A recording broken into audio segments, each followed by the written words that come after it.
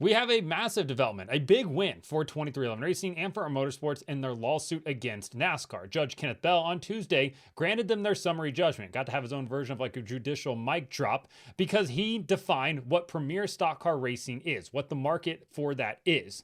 And he said that NASCAR has the power in that market.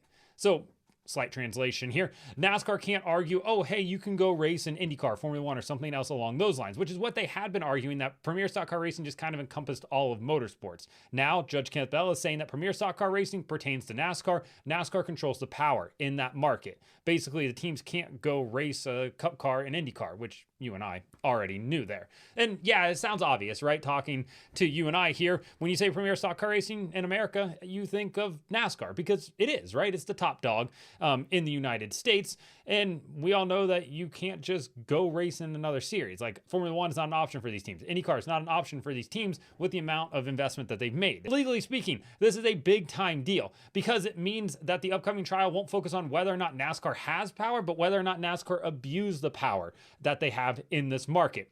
NASCAR had their own summary judgment as well, and the judge denied it, threw it out. Basically, NASCAR is arguing that the statute of limitations were up for some of the evidence that the teams were presenting here.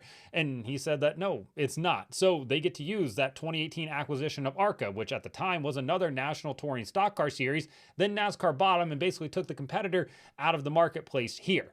Now, both sides went ahead and put out their own statements. NASCAR believes that they're going to be fine in trial. Teams believe they'll be fine in trial. And one thing NASCAR said that I found interesting in their statement was that they believe in the charter system because, yeah, they do believe in it because the teams that signed up for the charter system believe in it. And now they're getting really worried about potentially losing the equity that they have in those charters.